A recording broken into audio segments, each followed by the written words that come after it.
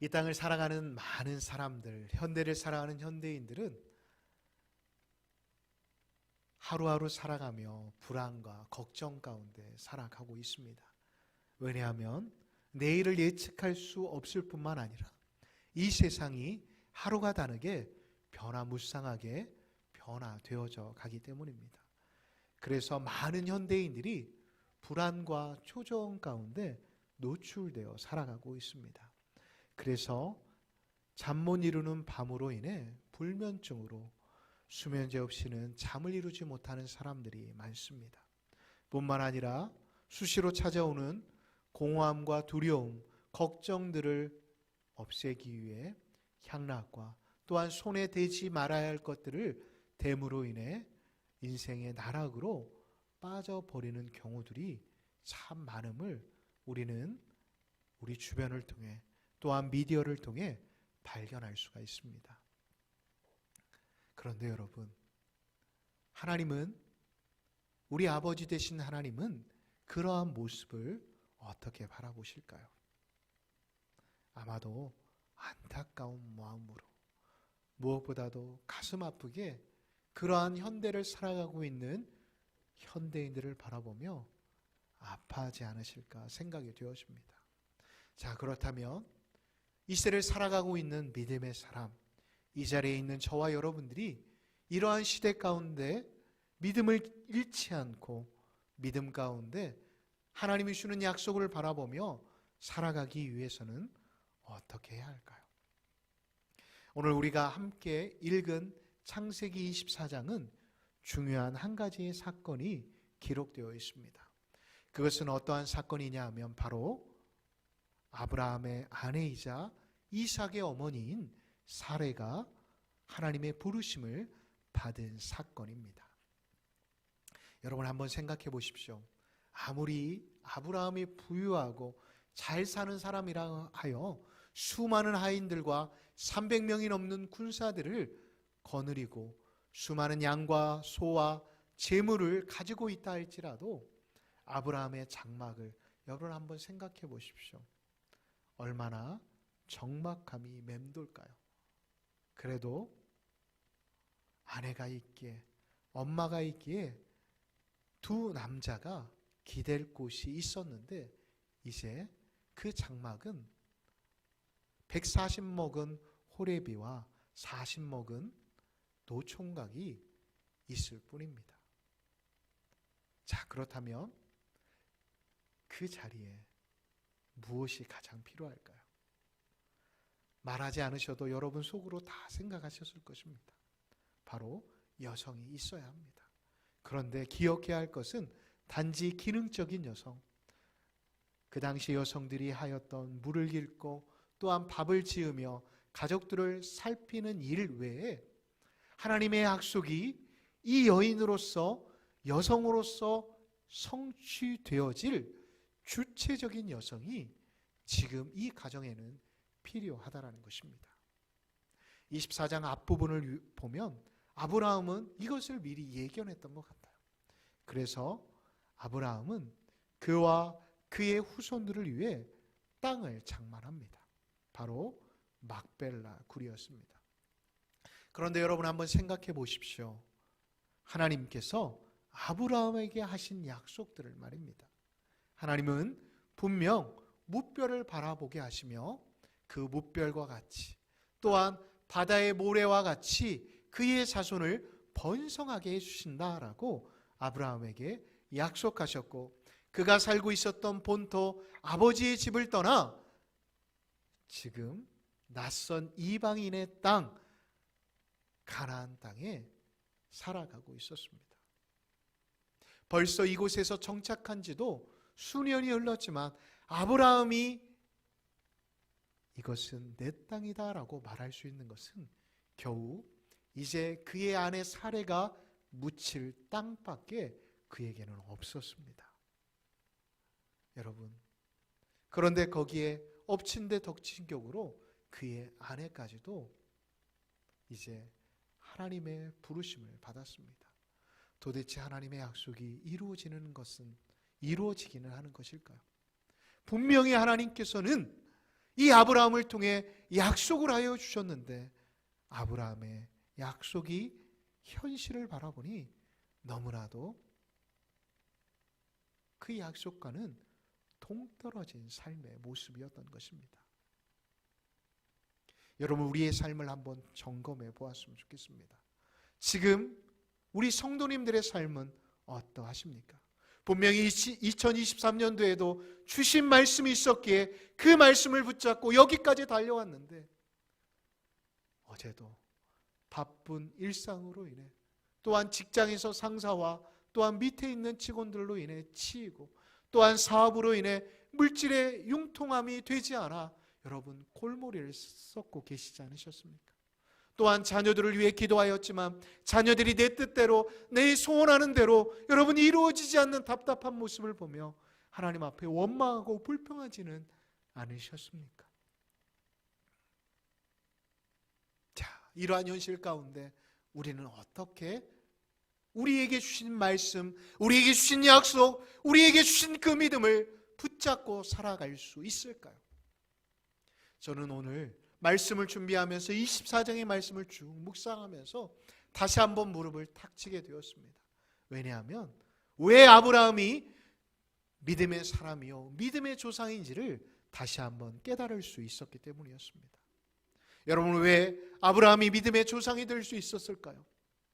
그것은 제가 어두에도 말씀드린 것처럼 아브라함의 현실을 바라보십시오. 아브라함은 세상 사람들이 바라보았을 때 남부럽지 않은 사람이었습니다. 세상 사람들이 바라보았을 때 무엇이 부족하냐라고 오히려 손가락질을 당할 수 있는 사람이었습니다. 그런데 아브라함은 눈에 보이는 것이 아닌 눈에 보이지 않는 것을 붙잡는 사람이었기에 그는 그럼에도 불구하고 하루하루 약속을 기다리며 살아가고 있었던 사람이었습니다. 그런데 비록 일반적인 사람이었다고 한다면 하나님의 약속을 잃어버리거나 하나님의 약속을 터부시할 수 있었음에도 불구하고 아브라함은 지금까지 그 약속을 붙잡고 있음을 오늘 24장 전체에서 우리는 살펴볼 수가 있습니다. 왜요? 그는 평생에 눈앞에 보이는 빈약한 약속이 이루어진 현실보다 하나님의 말씀이 언약이 내 안에서 생명력 있게 지금도 작동되고 있음을 이 아브라함은 믿었기 때문이었습니다. 그 대표적인 사건이 무엇입니까? 바로 아브라함이 이삭을 하나밖에 없는 독자 이삭을 하나님 앞에 바친 사건이 바로 그 대표적인 사건입니다. 여러분 한번 생각해 보십시오. 이제 이 자식도 죽으면 이제 이스마엘도 쫓아내버렸기 때문에 더 이상 희망이 없는 것입니다. 그런데 첩을 업자니 또 그 첩으로 이어질 자녀는 하나님이 약속하신 자녀가 아닐 거라는 불안함이 그에게 찾아왔을 것입니다. 그럼에도 불구하고 아브라함은 하나님께 그 이삭을 바치기 위해 칼을 빼어 들고 단번에 그 이삭을 베어 버리려고 합니다. 저는 어느 목사님께서 믿음에 대해 이렇게 정의하셨는데 참 공감이 되었습니다. 그리스도인들이 잊지 않고 마음속에 간직해야 할 진리는 약속의 기다림의 장소는 현실이 아니라 바로 현실 너머에 있는 믿음이다라고 말씀하신 것 말입니다. 다시 말해 현실은 갑갑하고 낙담의 연속이다 할지라도 우리가 약속을 붙잡고 말씀을 붙잡고 나아가게 되어진다고 한다면 하나님은 하나님의 때에 하나님의 약속을 이루신다라는 게 바로 믿음이라는 것입니다. 저는 무엇보다도 이 믿음을 오늘 이 예배 가운데 참석하신 모든 광남의 가족들이 소유하실 수 있으시기를 예수님의 이름으로 축복합니다. 여러분, 그런다라고 해서 여러분들이 일상의 삶을 살아갈 때 끝까지 버텨야 한다라고 말씀드리는 건 아닙니다. 왜냐하면 현실은 중요하기 때문입니다. 현실 또한 하나님께서 여러분들에게 허락하신 삶의 모습이기 때문입니다. 그러나 중요한 것은 무엇일까요? 중요한 것은 무엇이 내 마음을 주도하고 있느냐라는 것입니다. 눈에 보이는 암담한 현실이냐, 아니면 그 현실 너머에 계시는 그 하나님의 약속의 말씀을 내가 붙잡고 있느냐, 그것이 우리가 믿음의 사람으로 이 땅을 살아갈 수 있는 능력이라는 것을 잊지 않는 믿음의 사람이 되시기를 간절히 소망합니다. 그런데 여러분, 다시 한번 말씀드리지만 현실이 아닌 약속을 내 마음에 두기란 쉬울까요? 어렵습니다. 너무 우리의 현실은 자주 변하고 수많은 변수들이 우리를 향해 다가오기 때문입니다. 여러분, 어떠한 사람들이 자신의 그 현실을 잊기 위해 향락을 즐기고 손에 대지 말아야 할 것들을 손에 대는 것일까요? 그 사람들이 뭐가 부족해서요? 그런데 쉴 새 없이 부딪히는 그런 문제, 어려움 가운데 스스로 감당하기 힘드니 그러한 것들을 손대는 게 아닐까요? 그러나 여러분, 기억하십시오. 하나님은 지금도 우리의 편이 되어주실 뿐만 아니라 우리의 산성이 되어주셔서 보이지 않지만 그 모든 것들을 맡고 계실 뿐만 아니라 우리를 지금도 붙잡아 주심을 믿으실 수 있는 믿음의 사람들이 되시기를 예수님의 이름으로 축복합니다. 자, 그렇다면 오늘의 말씀에 등장하는 노총각 이삭을 우리가 주목해 보기를 원합니다. 도대체 이삭이 어떻게 하였길래 하나님께서 그에게 그가 기대하고 그가 예상했던 그 너머의 것들을 붙잡고 또한 이룰 수 있도록 해주셨을까요? 우리 63절을 다 같이 한번 합독하도록 하겠습니다. 63절입니다. 시작. 이삭이 저물 때에 홀로 나가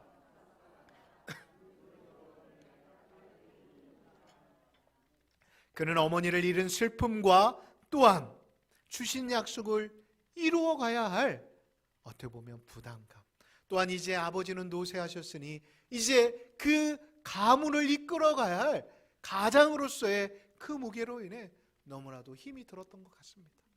그래서 해가 저무는 그때 자신도 모르게 저 하늘을 바라보게 되었습니다. 그런데 성경을 보면 그냥 바라본 게 아니라 묵상하였다라고 기록이 되어 있습니다.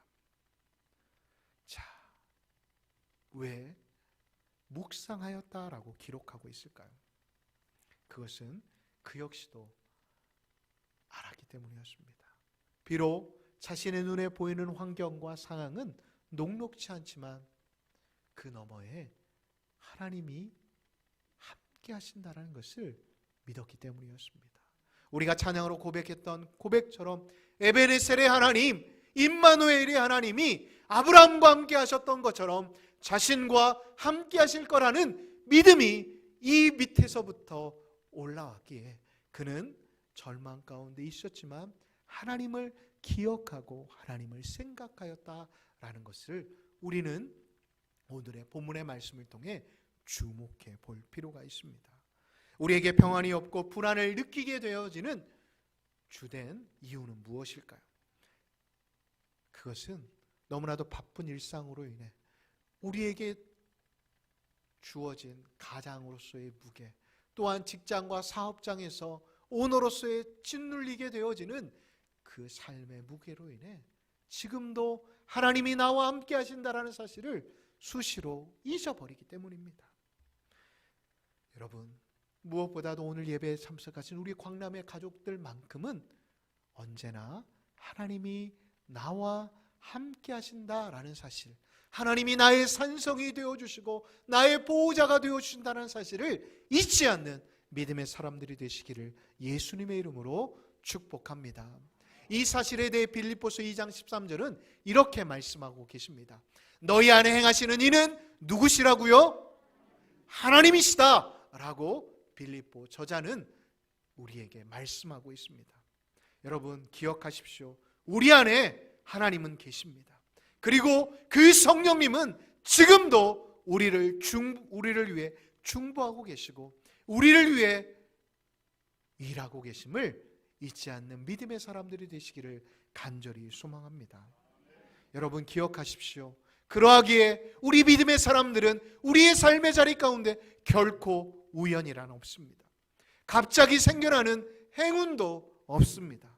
우연 대신 하나님께서 우리의 길을 성실히 인도하신 것이고, 행운 대신 하나님께서 우리에게 복을 주셨기에 우리는 안락한 집에서 또한 하나님께서 주신 물질을 가지고 또한 하나님의 교회를 위해, 우리 가족을 위해 사용할 수 있음을 잊지 않는 믿음의 사람들이 되시기를 간절히 소망합니다.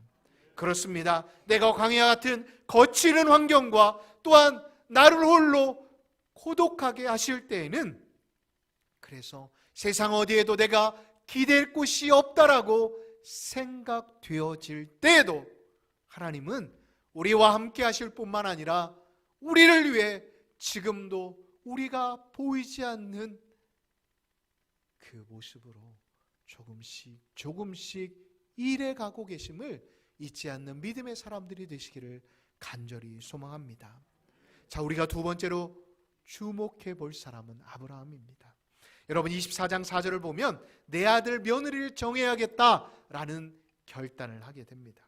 여러분, 그런데 지금 아브라함의 상황이 얼마나 다급합니까? 그의 나이가 40이요 그의 아들의 나이가 140이요 그의 아들의 나이가 40입니다. 그러나 아브라함을 주목해 보십시오. 아브라함은 절대 다급해하지 않습니다. 그래서 이삭을 아무렇게나 그 주변에 있는 가나안 여인들과 결혼시키려 하지 않습니다. 왜일까요? 그는 알았습니다. 다급하지만 바르게 함을, 하나님께서 원하시는 게 무엇인지를 그는 주목해야 함을 알았다는 것입니다. 바르게 해야 시간이 더디더라도 하나님이 원하시는 방법대로 해야 하나님의 약속이 그를 통해, 그의 아들을 통해 이루어진다라는 것을 믿었기 때문이었습니다. 그래서 4절을 보면 굉장히 구체적으로 조건을 제시합니다. 여러분 한번 보십시오. 그런데 참 어려운 조건들입니다. 가나안 땅에서 가나안 땅을 주실 거라는 약속을 허락하셨는데, 그 약속을 붙잡고 있었는데, 여러분 그 당시에는 혈연끼리 결혼을 할 뿐만 아니라 이제 동맹을 위해서 계약 결혼을 합니다. 아브라함 역시도 이방 민족이었기에 계약 결혼을 해야만 이 가나안 땅에서 좀 더 그의 아들뿐만 아니라 그의 자손들이 안전하게 살아갈 수 있습니다. 그런데 아브라함은 그렇게 하지 않습니다. 왜일까요? 그것은 바로 이 이삭이 가나안 여인과 결혼함으로 인해 하나님께서 그에게, 그의 아들에게, 그의 자손들에게 주신 그 약속들을 변질시키거나 잃어버릴 거라는 두려움이 있었기 때문이었습니다. 그래서 아브라함은 집안에 들어오는 며느리는 그의 고향에서 번토에서 떠나온 자신의 여정을 따라 살아갈 만한 여인을 택하기 위해 그가 믿을 만한 종 엘리에셀을 부르기 시작합니다. 그리고 70년을 떠나온 삶의 자리에서 신부감을 구하라고 명령을 합니다. 그런데 여러분 이게 정말 쉽지 않습니다. 아무리 그렇게 아브라함이 마음 먹는다라고 해도 따라올 여인이 아브라함의 말에 순종하지 않는다라고 한다면 이거는 아무런 소용이 없는 게 아니고 무엇이겠습니까? 그런데 아브라함은 그럼에도 불구하고 하나님을 믿었기에 이 종 엘리에셀을 나홀성으로 떠나보냅니다. 그런데 여러분 이 종 또한 막막합니다. 왜요? 5절을 보시면 아브라함이 너무나도 단호하니까 엘리에셀이 거부를 하지 못하는 거예요. 6절을 보면 아브라함이 이 엘리에셀이 제안한 5절의 말씀을 단호하게 노라고 이야기를 합니다. 아무리 마음이 드는 처자가 있다 할지라도 본토 아비집을 떠날 생각이 없다라고 한다면 포기해라 라고 말합니다. 그러자 엘리에셀이 얼마나 난감했을까요? 그래서 10절을 보니 나홀성에 도착합니다. 나홀성에 도착했는데 이거는 서울에서 김서방, 이서방을 찾는 거나 똑같은 겁니다. 그래서 막막한 그 마음을 이렇게 표현하고 있습니다. 이 넓은 성에서 나의 주인의 며느리이자 도련님 이삭의 신부 될 사람을 어떻게 찾는단 말인가 라고 말입니다. 그리고 12절을 보면 이렇게 기도합니다. 우리 주인 아브라함의 하나님 여호와여, 원하건대 오늘 나에게 순족하게 만나게 하사 내 주인 아브라함에게 은혜를 베푸소서라고 말입니다. 다시 말해 하나님 나의 길을 인도해 주십시오라고 지금 이 엘리에셀은 기도하고 있는 것입니다. 이어지는 기도의 내용은 이러합니다. 하나님, 제가 이 성 안에 우물 곁에 있겠습니다. 그때 우물로 물을 길어 오는 소녀에게 내가 친절하게 물을 달라고 하면 그 여인이 물을 주면, 또한 내가 내 짐승들에게 물을 달라고 할 때 그 소년이, 그 여인이 거부하지 않고 물을 주면 그 여인이 나의 주인의 아들의 여인인 줄 알겠습니다라고 기도합니다. 그러자 24장 15절을 한번 보십시오. 15절을 보면 여러분, 말을 어떻게 해요? 바치기도 전에 리브가라는 소년이 물동이를 어깨에 메고 지금 이 우물가로 찾아오는 것입니다. 그런데 15절을 또 그 이후의 말씀을 보면 아리답다라고 기록이 되어 있습니다. 아름다운 여자라는 것이죠. 금상첨화입니다. 한 가지의 기도, 아니 거기에 덧불어 아름다움의 기도까지도 이루어진 것입니다. 그런데 여러분, 아름다운 여인들, 또 잘생긴 남성들을 보면 생김값을 한다라고 하지 않습니까? 그렇죠? 보통 깍쟁이라고 하잖아요. 그런데 어렵게 물을 길어 왔는데 물을 달라고 하니 얼마나 힘들까요?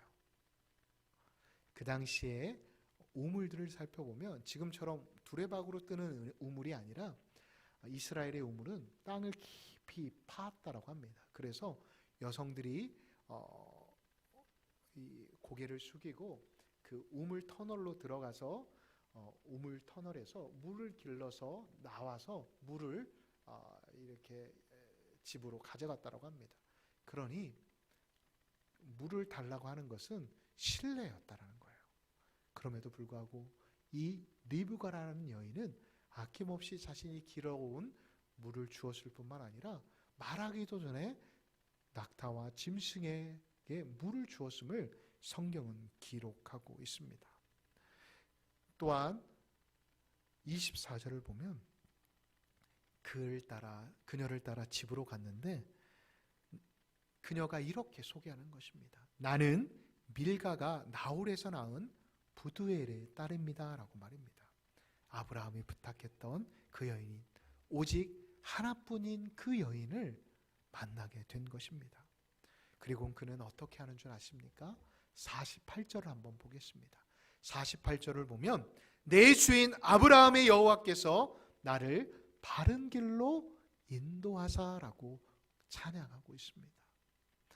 저는 모르겠습니다. 성경에도 기록이 되어 있지 않지만 엘리에셀의 믿음이 얼마나 됐는지는 모르지만 이 사건을 통해 엘리에셀은 아브라함의 하나님이 이제 그의 하나님으로 변화되어지지 않았을까요?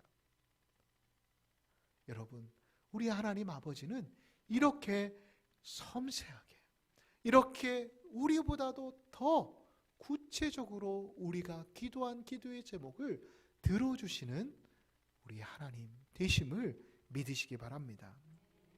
여러분 가운데 작년에 분명히 회복과 치유에 대한 복에 대한 말씀을 주셨는데 아직도 광야 같은 길을 걸어가고 있다라고 생각하시는 성도님들이 계십니까?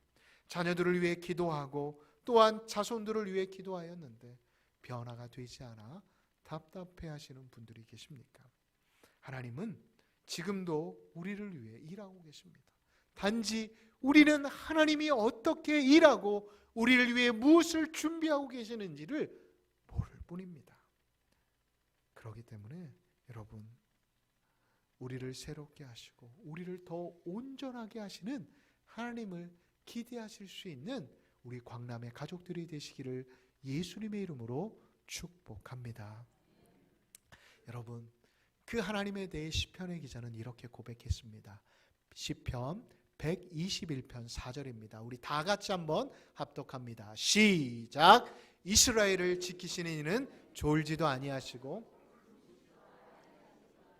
아멘. 다시 한번 말씀드립니다. 당장 우리의 삶이 변화되지 않는다 할지라도 하나님은 일하십니다. 하나님은 지금도 우리를 보호하고 계십니다.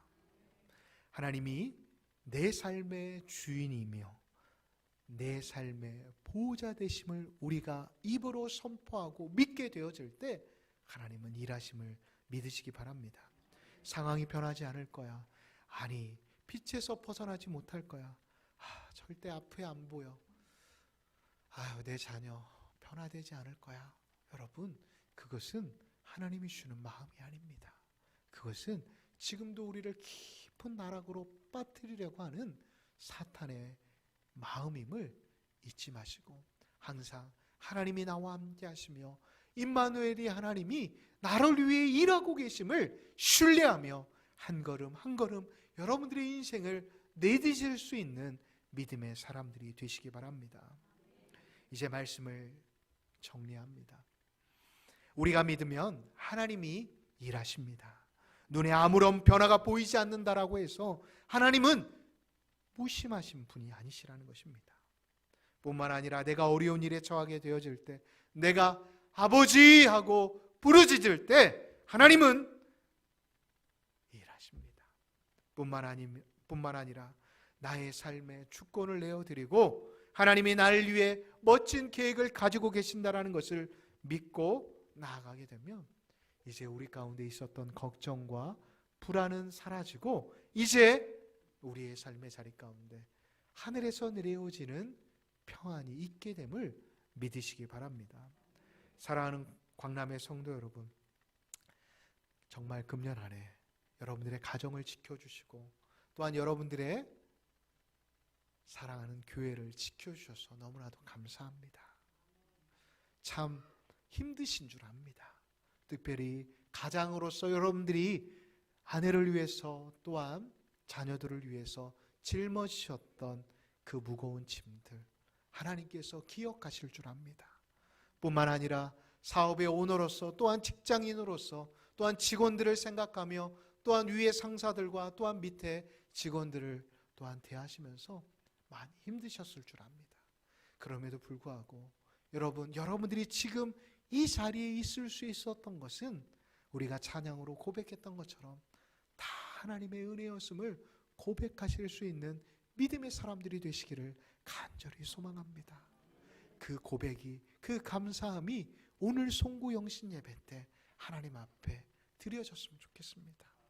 그래서 이 자리에 나와서 하나님이 주시는 은혜, 찬양을 통해, 기도의 시간을 통해, 말씀의 시간을 통해, 또한 친교의 시간을 통해 우리가 함께 하나님을 노래하고 하나님을 예배할 때 하나님이 금년 안에 여러분들을 향해 사랑한다 하더라, 수고했다, 내가 너와 함께 했다라는 말씀을 들으실 수 있는 믿음의 사람들이 되시기를 예수님의 이름으로 축복합니다.